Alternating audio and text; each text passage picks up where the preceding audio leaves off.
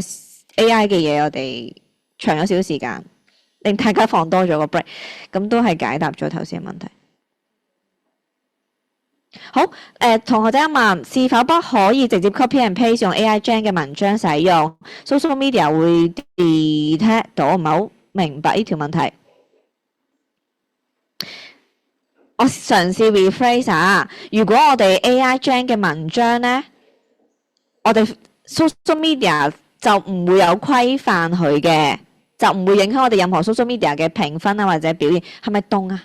我哋使唔使搞個？係啊，可唔可以咁親切嘅朋友就可唔可以幫手撳一撳？即係細少少咯，係啊，係，你睇下 O 唔 OK？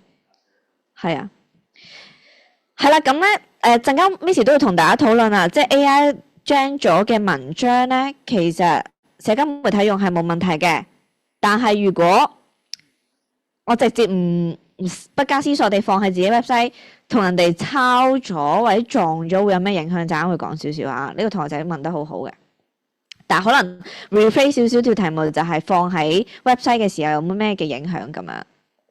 好啦，咁啊頭先咧就同大家講話要開個 Google 賬號，睇下係咪同學絕大部分都開到。如果開唔到就冇辦法啦，就可能要睇 Miss 嘅示範啦。咁啊就留意個 screen， 嘗試理解個 concept 啦。我哋只可以。係啦，因為都明白當中會涉及咗啲步驟，亦都唔係個個同學咧係真係需要應用到呢啲嘅工具嘅。咁啊，入到 Google App 啦，咁 Miss 有帳號撳 sign in 呢一個啦。咁啊，咸豐年前就開咗，咁佢有個好強大嘅工具嘅，咁大家可以記住，唔識都記一記，攞出嚟可以即係可能同人哋嗲兩嗲吹下水，或者曬下知識。咁佢有個工具叫 Keyword Planner 啦 ，keyboard 添打錯 ，Keyword Planner 嘅。咁係唔係叫你落廣告，係幫你可以去做到一啲搜集資料嘅動作，叫 Keyword Planner 嘅英文。中文應該係叫關鍵字策劃工具。咁你有 Google 賬號開咗，其實唔使錢噶嚇。咁 Miss 而家少少事啦喎，我哋撳一撳關鍵字策劃工具，我哋撳呢個發掘新的關鍵字。咁頭先有 search 到 COVID 呢隻字啦，咁我哋又繼續 COVID 呢隻字啦。咁佢會話俾你知咧，全香港個搜尋 volume 係有幾大嘅，手機同埋總共啦。你睇下而家每日咧，都有成4萬幾搜尋嘅，好勁嘅搜尋量，升咗100幾%，成200%，我都相信會繼續升嘅。其實呢啲搜尋量就係咩咧？係生意啦。嗱，我唔係話呢隻字係生意，我又舉例另外一個，我打個產品名啦嚇。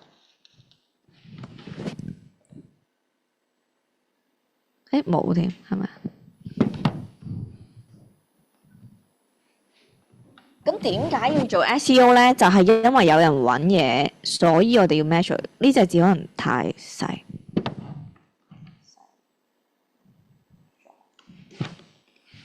我哋揾西裝嚇，搜尋量有5000每月。呢啲人咧揾咧，即係要買嘢，佢要解決佢嘅問題。佢可能而家件西裝唔夠靚，可能佢要定製件西裝，可能佢件西裝壞咗要維修，咁咪就係論到唔同嘅生意咯。咁所以點解要做 SEO 同埋做 SEM， 就係希望人哋揾到我哋，係啦。而去揾我哋，去揾到之前，佢就係透過佢嘅一啲自身面對嘅問題，去了解或者想解決嗰件事。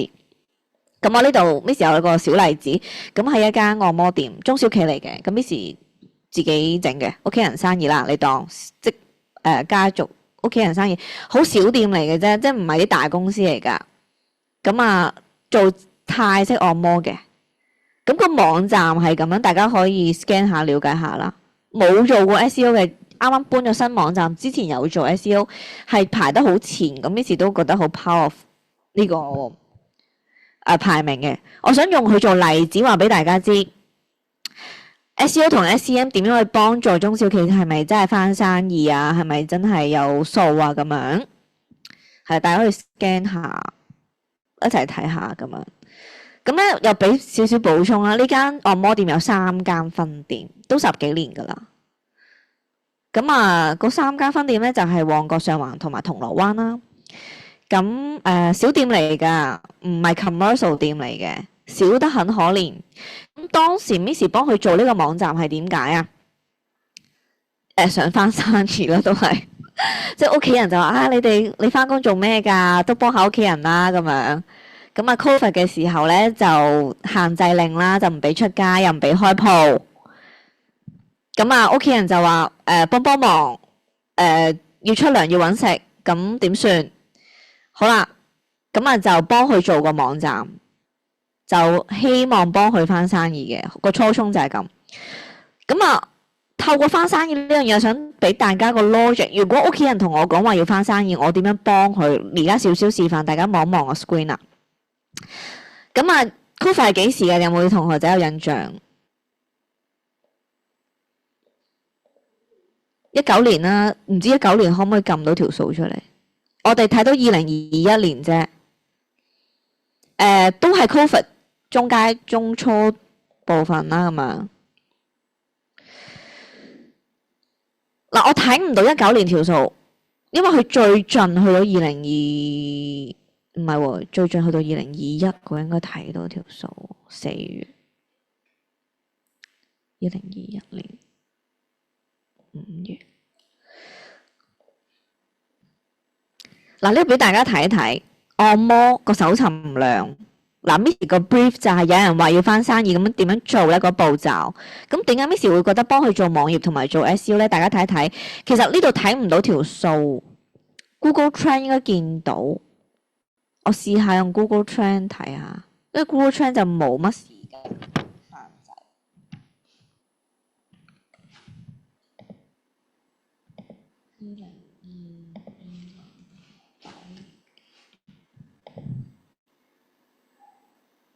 Google Trend 就未必見到。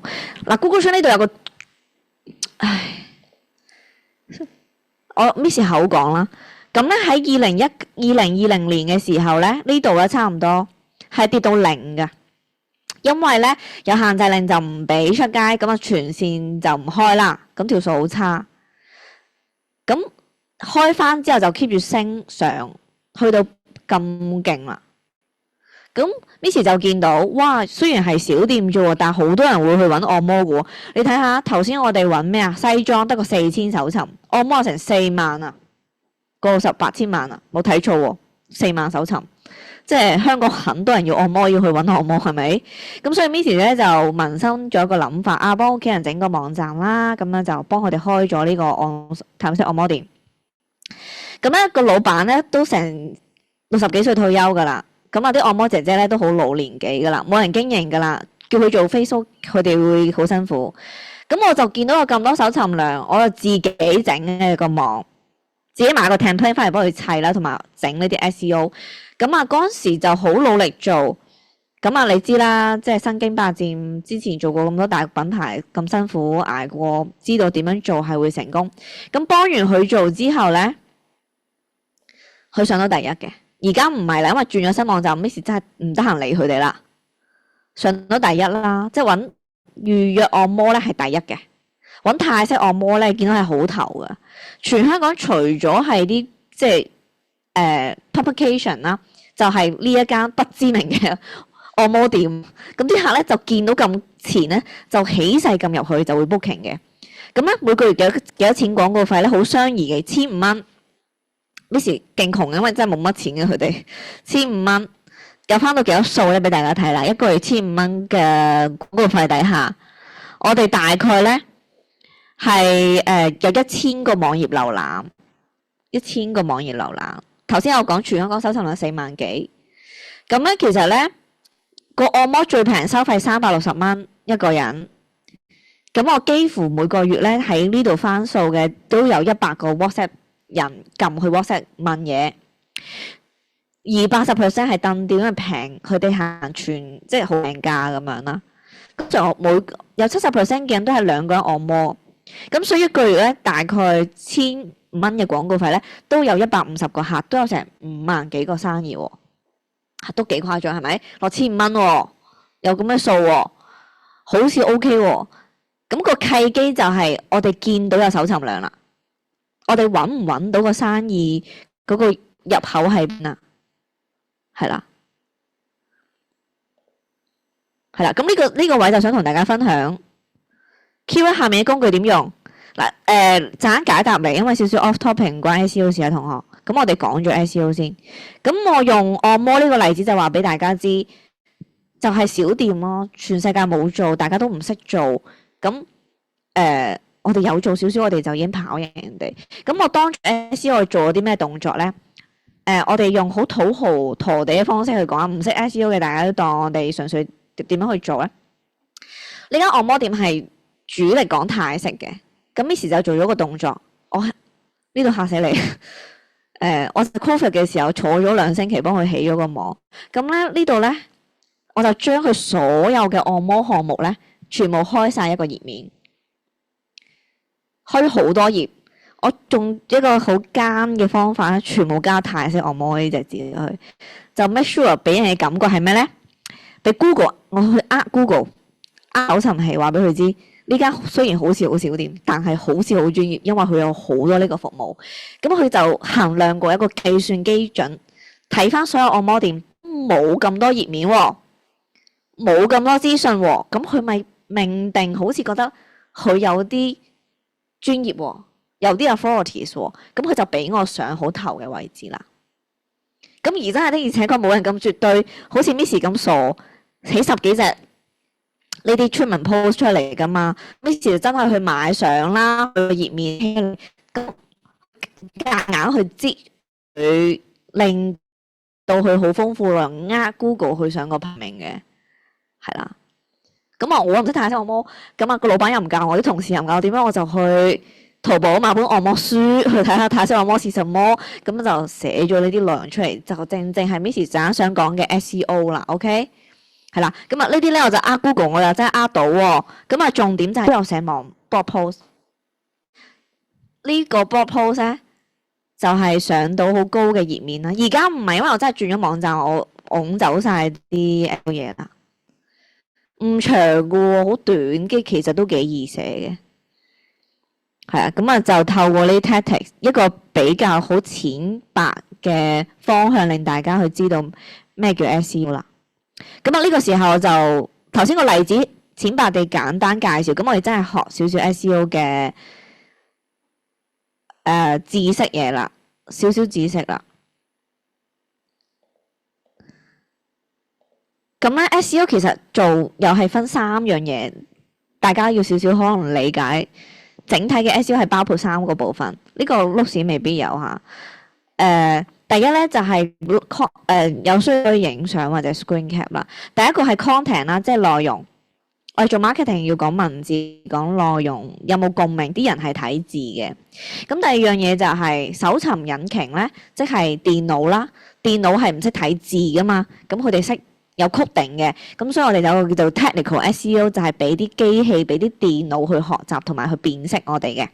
咁所以呢度係2部組件去做成 SEO 啦。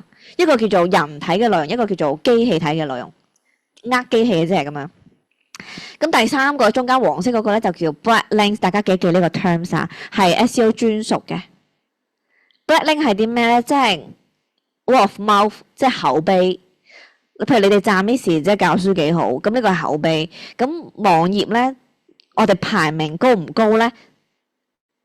所有嘅搜尋引擎就會睇佢啲口碑好唔好。口碑係點樣製造出嚟嘅咧？你哋陣填問卷寫 Miss 教書很好啦嚇，而家洗腦先。咁 Miss 講完就大家記得㗎啦。咁呢個就叫做你填完問卷就等於一個 backlink。咁機構就會覺得 Miss 教書幾好喎，有個數據。咁 backlink 咧喺 SEO 都係同一樣做法。咁 backlink 係點樣做咧？就係我哋喺其他網站介紹或者讚呢一間公司，有條連結去翻呢個網站，咁就等於一個 word of mouth 讚好嘅動作啦。大家呢個 concept OK 嘛？係啦，所以三部曲啦，要好嘅 SEO 上到頭位，人睇嘅內容，電腦辨識嘅內容，其次就係有乜冇一個 word of mouth backlink 啦。頭先有講過呢啲少少嘅工具，我哋唔詳細解釋啦。咁啊，呢三個話我係好需要大家去記住嘅，係呢三樣嘢係個碌士好針對主要嘅一個網站做 SEO 咧，三個 H 啦，有分 hero 啦、hub 啦同埋 help 嘅 hero 啦、hub 啦同埋 help 嘅。咁我哋又用翻頭先個按摩店做例子，咁呢度係佢個網頁內容。有三個 H 喎，係咪？咁咧 hero 咧就係講品牌內容，即係關於我們，關於這個品牌，呢個就叫做hero 啦。大家中唔中意睇 hero 內容啊？就都需要啦，因為我揾按摩都想知係咪老實噶嘛？點知係咪嗰啲不正當嘅按摩先係咪？咁所以咧，即係我哋都要睇個品牌故事。就叫 hero 啦，咁品牌 hero 咧係影響一個 user 對個品牌嘅信任程度啦，但係喺 SEO 嘅影響力係偏低嘅。我哋好少話做品牌故意而上 SEO 嘅，係啦。跟住另外嗰兩個 H 咧就係 hub 同埋 help 啦。點樣真係幫一個品牌上到高嘅 ranking 咧？我哋可以揀做 hub 同埋可以揀做 help。我哋陣 Miss 會舉有兩個例子話俾大家知，原來唔同行業做嘅嘢唔同，先至可以上到高 SEO， 唔係全部人做同一件事㗎嚇。咁樣嘅狀況，好啦，咁就分 hub 同埋 help。咁我又用翻按摩店呢個例子，又考下大家。按摩呢度咧就有個地址 ，Miss 係刻意做出嚟嘅，冇人好似 Miss 咁黐線咧，每一間分店做一個頁面出嚟嘅。我問下大家，店鋪地址呢一個係咩內容？另外嗰兩個 H 入面嘅 hub 同 help 係邊一個內容？大家喺 Zoom 上面嘅同學仔都可以喺 comment box 度解答，或者同課堂嘅同學仔都可以問下。我哋女同學啊，中間呢個係啊，我哋店鋪地址係邊個 H 嘅內容啊？係 help， 有同學仔話 help 就唔啱嘅。係啊，要記住，係啊。陣會舉例子下，因為地址係有少少 confuse， 但係一啲叫做生意嘅事實嘅內容，啲 factual 嘅資料 ，factual 即係有事實根據嘅，唔係老作嘅。help 咧係知識內容，係半吹水模式嘅，係啦。咁嘅狀況，好啦，咁我哋又再睇下呢一個按摩店做例子，價錢呢啲係 help 定 hub 啊？同學 hub 係冇錯，事實嚟噶嘛？呢啲話咗幾多錢啊？幾多錢啊？唔係吹水噶嘛？唔可以吹噶嘛？吹俾人投訴搞唔掂啊！即刻唔使做啊個生意。咁呢啲係事實就叫做 help。好，呢一個網誌。問下同學啦，呢一篇係 help 定 hub？help 係啦 ，hub 嘅量大家都知道大概啦。知識層面嘅內容與價錢產品非關聯嘅，我哋叫做 help。我哋夾硬咁樣區分佢 ，OK？ 大概攞個 concept。好啦，接下落嚟 help 同 hub 應該點樣做咧？係咪所有嘢做晒就叫好咧？大家學 SEO 都會有呢個 confuse。咁我呢度有個小例子嘅區分。有個 case 同大家分享，都係碌士冇，因為呢啲係基於一啲少少私隱同埋一啲少少經驗分享，所以我哋唔可以製作成碌士，但係大家可能即係聽過分享啦。咁呢度唔同品牌，我黐咗個底俾佢。咁我哋睇呢一邊嘅數字，最SEMrush data 呢三行，我哋睇呢個 average 嘅 keyword， 所以俾大家知道，呢度係講緊呢個品牌又做咗幾多個 keyword 係上到第一頁。係啦，咁啊框住呢兩個係 Miss 做緊嘅品牌，唔係做好多內容，但係我哋個右邊呢行係講個 traffic， 即係引流咗幾多人嚟個網站。引流呢啲就即係生意嚟㗎啦，即係 potential 嘅客啦咁樣。你會見到競爭對手一二咧，或者其他啲咧好勤力搏命做好多內容嘅，條數點樣啊？都唔係太大啫喎，比我做咁少係咪啊？係啦，即係唔係搏命做係絕對好啊。咁啊，其次呢幾個咧個生意額都唔多啊，分店亦都唔係好多啊，就唔好。有時候啲人唔需要行到好極致，做得略多就叫做做得好。咁呢個 business，Miss 想同你哋分享啲咩咧？我哋睇競爭對手，呢啲競爭對手咧，係睇佢哋啲頁面。我哋睇最尾嗰行，就係呢啲係叫做去到網頁嘅 traffic 人數，即係呢篇文章有700個人嚟個網站嘅喺嗰個月份，700、600、500咁樣，唔同文章有唔同嘅人去咗網站。咁我哋大概有 concept， 原來知識係可以帶動我哋去揾到客，跟住去網站，然之後同個生意可能掛鈎咁樣。呢個有個大概初步嘅 concept 咯。好啦，跟住我哋睇埋呢幾個競爭對手，佢哋嘅產品，即係療程網站，即係頭先 Miss 按摩店嘅例子，即係事實啊，即係個 hub 嘅 content 啊。我哋見到個 hub 咧有冇 traffic 啊？呢度大家可以見到，呢啲即係引流咗去網頁嘅客啦，個流量啦係零嘅，係啦。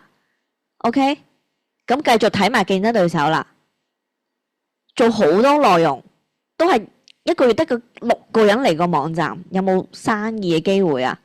對比起呢啲700幾個，係啦。咁呢度咧，呢一版 show 俾大家嘅 blog post 咧，就係 help 嘅內容。咁呢啲嘅內容咧就係 hub 嘅內容。咁所以呢個行業問下大家啦，如果要突圍而出，要跑客去網頁，要跑生意、跑購買，應該要做 help 定係做 hub 嘅 content 啊？問下大家 help 定 hub？ help 啦，係咪？呢個好清晰啦。咁所以咧，呢個 Miss 用個例子咧，又令大家知道3個 H 嘅分別同埋個佈局應該點樣做咯。咁我哋睇多另外一個例子，呢個例子就係頭先 LED 燈嗰個例子。咁啊，搜尋 volume 咁樣啦。呢個 sorry 個 slide 未必有直接相關。咁咧，佢哋咧嘅 keywords 咧，全部都係去 hub 嘅。咁所以呢一個行業咧，就係做 hub content， 唔係做 help content 啊。OK， 大家有冇概念先？嗱，唔同行業咧 ，B to B 啊 B to C 咧，或者佢哋買緊嘅 keywords 個搜尋量咧，都影響佢哋要定位做咩嘅 content 咯。嗱，3個 H 咧 ，hero 我哋唔好喐佢 ，hub 同埋 help 就係我哋主力要做嘅事啦。咁咧又去翻頭先呢一個 case one 嘅例子啦。頭先 Miss 又同大家講。Miss 你咁少關鍵字，做出咁少力，但係個 traffic 都好似同啲競爭對手差唔多喎。咁我做咗一個動作係啲咩咧？我就起好多嘅 hub 嘅 page， 盡量倒晒啲 traffic 去個網站，而令到有個結果。咁所以呢個動作個策略第一步 ，Miss 要學懂同埋要清晰了解，就係 help 同 hub 嘅分別，同埋邊啲係有流量，競爭對手有冇流量，我哋有冇流量，而我哋決定做咩內容嘅，係啦。咁所以一開始起步，我哋要知道自己做邊一個類別內容。首先之前，我哋要諗咗我哋嘅生意或者品牌嘅關鍵字係啲乜嘢，係啦，諗咗幾組嘅關鍵字。譬如可能做飾物嘅，可能係 DIY 毛公仔咁樣。呢啲毛公仔嘅關鍵字，我哋要揾下搜尋量，我哋就要用 Google Ads 頭先個搜尋 volume 去睇啦。有量即係有客有生意嘅機會。咁我哋睇完個搜尋量，我哋再睇最高排名嗰啲係啲咩品牌啦，係啦。或者最高排名嗰啲係咩頁面？如果高排名嘅係 help 嘅 content， 我哋就要做 help 嘅 content。如果最高排名嘅係 hub 嘅 content， 我哋就要主打做 hub 嘅 content 啦。呢個 concept 關於點樣去判斷做一個 SEO 係十分之重要。我哋唔係麻木地去寫文字，文字嘅內容本身背後嘅意義係要幫我哋上高嘅排名，令到有好嘅內容，令到 Google 喺個系統性質上面佢係有 record 低我哋嘅。OK， 咁樣嘅呢一個狀況。咁我哋又去翻按摩店頭先個例子，咁我而家補充少少個 definition， 我哋陣間就去到少少練習啊。咁譬如好似 Miss 呢個 case 咧，嗱個3個 H 咧，關於按摩店係 hero， 目錄咧係 hub， 網誌咧就係 help content 啦，係啦。咁最翻數 Miss 做咗嘅動作咧就係地址啦。呢間小店行緊咧係好相宜性價比嘅價錢，佢唔係行 fancy， 唔係行乾淨，亦都唔係行裝修咁平嘅價錢，要解決啲人嘅問題。啲人揾按摩呢個字底下，佢哋比較喺上環就一定唔會去旺角啦，因為每區都有按摩店噶嘛。咁所以 Miss 咧就針對咧上環按摩呢個需求咧，我刻意去做呢個頁面啊。咁譬如我哋去揾上環按摩，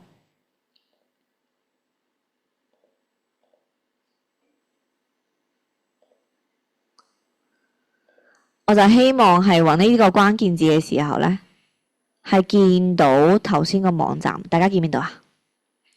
係啊，咁啊都係一個比較高嘅位置啦，係咪？上環按摩嗱，前面嗰啲係唔係我哋可以排名到噶啦 ？Hello Toby 啊，book 分啊，Klook 嗰啲，但係叫做好高咯喎，係咪？即係好前嘅位置咯喎，做嘅動作係咩？就係純粹開咗個頁面嘅咋，因為真係冇競爭對手啊呢一行，所以 Miss 如果勤力少少，可能做好啲就可以跑完佢哋，都可能好啲嘅會咁嘅狀況咯。嗱，我哋再睇多幾個例子嚇。嗱，上環嘅按摩店係一個疫情 BB 嚟嘅，佢喺疫情嘅時候開嘅，當時生意唔係太好噶，但係而家已經係冠絕3間按摩店最好嘅生意啦。係啦，咁我哋再睇埋另外嗱，所以我付出嘅努力去做呢個少少 SEO 咧，係有回報嘅，話俾大家知，係啦。咁就係基於我哋有冇揾到個搜尋需求，知唔知啲人係揾咩關鍵字，個機會我哋放住喺邊啊？咁我哋睇埋另外一個旺角按摩就應該冇咁 OK 噶啦，因為太多競爭對手啦。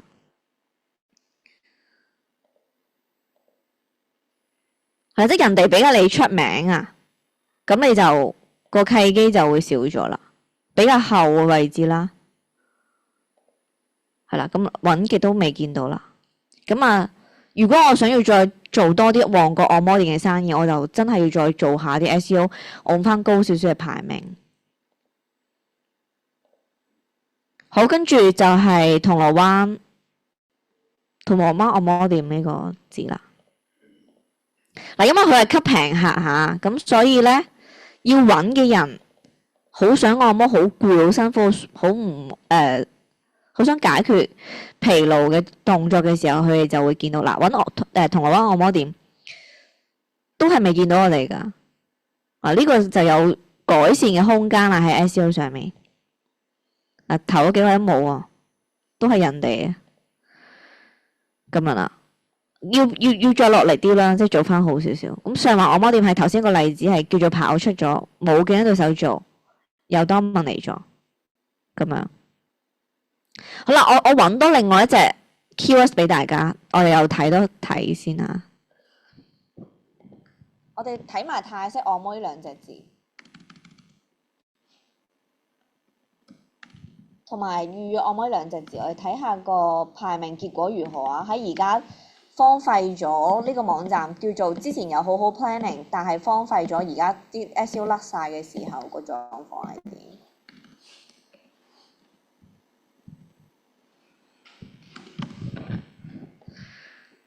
泰式按摩應該頭嗰幾版都有嘅，以前就真係第一版㗎，好前㗎，都威過下，即係有努力底下。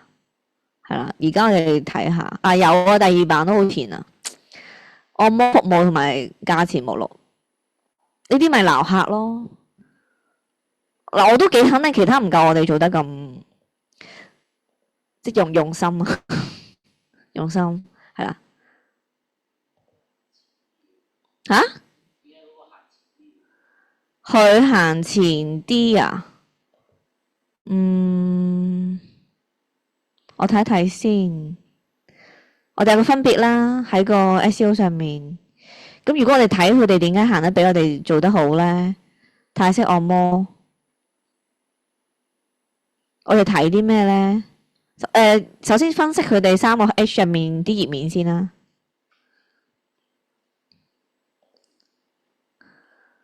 Miss 大概估到嘅，佢都好似冇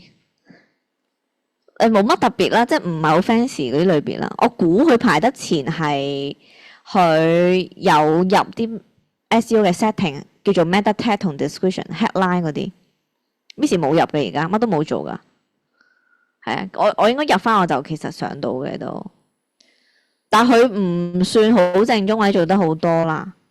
落力少少做都應該可以幫到手嘅，同埋佢應該都真係有真客係預約，同埋個品牌都有高知名度嘅。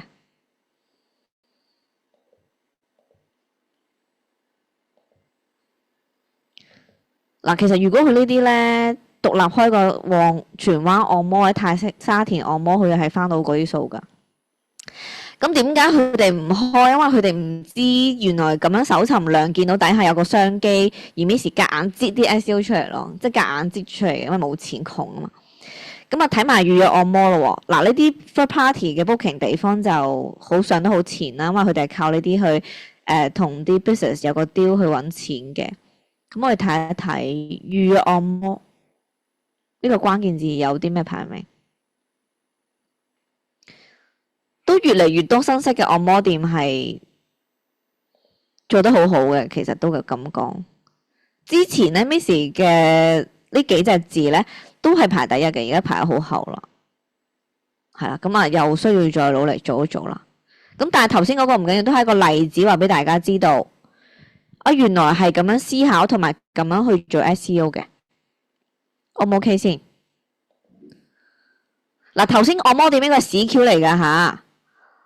即係我點解咁衰格？點解每個地址揀一個？係因為我見到個搜尋量有個需求，同埋呢個係直接影響生意，非不得已嘅情況先咁樣做嘅啫。大品牌我唔會有20間分店整20個 page 噶嘛。小店就冇人規管，即係冇人會識得判斷呢啲嘢，同埋冇人知我個套路，就 Miss 就夾硬咁樣接去幫個生意。因為當初屋企人同我講話，喂 COVID 啊，冇得開鋪啊，要出糧啊，冇數啊咁。Miss 就要揀去諗呢個辦法出嚟解決咗佢嘅，係啦。所以唔同狀況、唔同品牌、唔同 industry 就真係個用途唔同啦。好，有同學仔就問：如果我揾嘅字係一個 hub 嘅字，係咪一定唔可以做 help 嘅內容？唔係。如果你揾嘅字係啲 hub 嘅字，都可以做 help 嘅內容。但係頭先 Miss 講解點解係 hub 同埋 help 嘅內容呢？因為一個係叫做產品資訊事實，一個係叫做blog post，即係資訊性內容。佢個界面唔同，係啦，佢個界面個內容唔同，所以喺個網頁架構操作有少少分別嘅。好，咁我哋去翻嗱，我哋知道有唔同嘅分別啦。嗱，同大家講少少啊，hub 嘅內容冇乜得教你嘅，其實呢個叫做 marketing 資訊。呢個叫做 marketing 嘅一啲知識放落去，呢個係事實。咁所以喺你規劃個生意、規劃個品牌嘅時候，你就應該要諗個分野同埋個內容嘅鋪排。而 hub 嘅內容咧，又教多大家2個字眼，一個叫做 PDP， 一個叫做 PLP。嗱，呢啲叫專業字眼，係真係 SEO 嘅字眼，大家記一記啦。用簡稱嚟講咧 ，PLP 即係分類目錄。即係我哋去咗間商場嘅時候，我哋見到個地圖嗰度咪有個頁面，咁佢有個分類話每層係啲咩嘅分類，就係每一層佢話俾你知有啲咩商店喺嗰一層。PDP 咧就即係產品詳細頁面，即係嗰間獨立嘅鋪。大家咁樣係咪容易啲理解啊？係啦，PRP 同 PDP 嘅分別就係咁樣啦。OK， 大家有冇問題先？好。咁陣間我哋講多少少係 help 嘅內容，help 咧就比較係叫做可 SEO 鑽研同埋影響嘅結果。hub 咧都好產品喺 marketing 上面嘅量就未必係今一節嘅課堂可以足夠 cover，咁我哋講多少少 help 嘅內容。但係 before 我哋教學做 help 嘅內容點樣去 cover 之前咧，咁啊 Miss 就少少一個分享，又係一啲最近少少遇到嘅經歷。咁我希望透過分享大家又了解多少少。咁最近有個分享咧，就有一個品牌就同 Miss 講，佢就話：我啲生意想升40%，40%喎，而家咩市道升40% 生意都好 aggressive。咁咧，我就點樣去幫佢去解答點樣翻到40% 生意呢一個嘅 solution 咧？咁咧我就咁佢哋係賣呢隻產品嘅，我唔開名嘅不過。咁我就幫佢睇個搜尋量係點樣，升緊嘅，其實都 on track， 4000係都幾有 potential 噶。咁我就揾呢隻關鍵字啦，咁我再揾佢品牌呢隻產品嘅名啦，咁我發現頭3版都冇佢，即係會揾到即係會想買嘢或者想揾解決辦法嘅人就去咗啲客度啦。咁所以咧，我就幫佢睇。佢啲競爭對手頭1版嘅人係咩？係 hub 定係 help？全部都係 hub 嘅。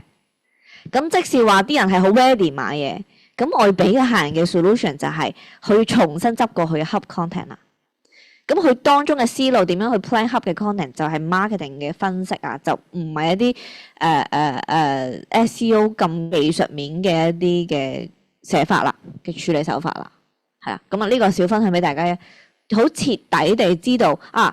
我哋新手3個 H 了解咗，原來 SEO 我都識做喎，我識諗喎，咁係放呢3個 H 開始。咁呢個時候咧，我哋放呢個細嘅 break 5分鐘，我哋翻嚟就用 AI 操作教大家去有少少個 point 分享，同大家分享點樣寫 help 嘅 content 嘅，係啦，點樣寫 help 嘅 content。咁啊，嗰個 point 咧，陣間大家都可以影一影低，可以翻去有啲少少操作嘅。咁啊，陣間5分鐘之後繼續個課堂啦。